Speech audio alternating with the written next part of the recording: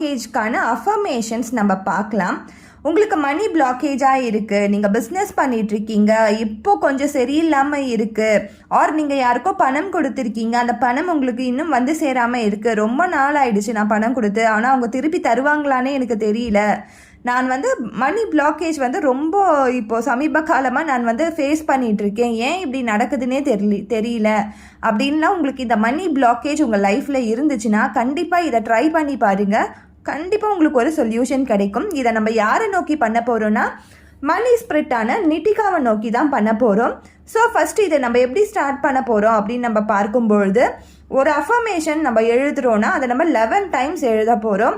அதே மாதிரி எத்தனை நாட்கள் நம்ம அதை பண்ண போகிறோம் பொழுது 21 டேஸ் ஆர் 45 டேஸ், இந்த 2 டேக்குள்ளே ஏதாவது ஒரு டேஸை நீங்கள் சூஸ் பண்ணி உங்கள் கோலை செட் பண்ணி நீங்கள் எழுதுங்க. ஈதர் உங்களுக்கு எப்போ டைம் கிடைக்குதோ நீங்கள் அப்போ எழுதலாம்.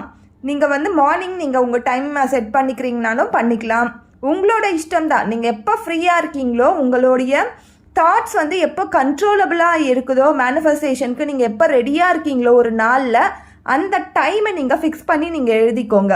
அதே மாதிரி க்ரீன் கலர் பென் பர்டிகுலராக மணி ரிலேட்டட் எல்லாத்துக்குமே நீங்கள் ஒரு அஃபர்மேஷன் எழுதுறீங்க, நம்பர்ஸ் எழுதுறீங்க, ஸ்விட்ச் வேர்ட்ஸ் எழுதுறீங்க, எதுவாக இருந்தாலும் க்ரீன் கலர் பென் பயன்படுத்துங்க.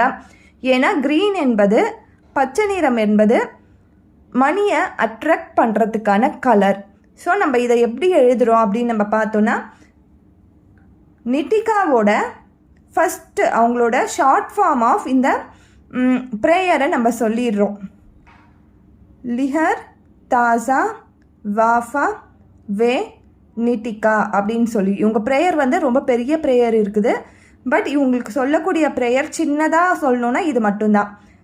லேர் தாசா வாஃபா வே நிட்டிகா அப்படின்னு சொல்லி அவங்களோட ப்ரேயரை நம்ம ஒரு வாட்டி எழுதிட்டு நம்மளோட இன்டென்ஷன்ஸை எழுத போகிறோம். இன்டென்ஷன் எப்படி எழுதுவோன்னா, நம்ம ஆல்ரெடி ரிசீவ்டு பண்ணிட்ட மாதிரி தேங்க்யூ சொல்ல போகிறோம். எப்படின்னா, dear spirit நிட்டிகா, I received 1 lakh rupees, thank you so much, thank you universe அப்படின்னு சொல்லி நம்ம இன்டென்ஷனை எழுதி முடிக்க போகிறோம். ரொம்ப ஷார்ட்டாக உங்களுக்கு எப்படி புரியுதோ, உங்களுக்கு எப்படி நிட்டிகாக்கு நீங்கள் அந்த பணம் கிடைச்சா எப்படி நன்றி சொல்லுவீங்களோ அப்படி சொல்லி நீங்கள் எழுதிடுங்க. இதை நான் தமிழில் எழுதணுமா இங்கிலீஷ்லேயே எழுதணுமானா உங்களுக்கு என்ன கம்ஃபர்டபுளான லாங்குவேஜில் இருக்கோ அப்படி எழுதிடுங்க. உங்கள் நன்றி உணர்வை தான் நீங்கள் அங்கே சொல்ல போகிறீங்க.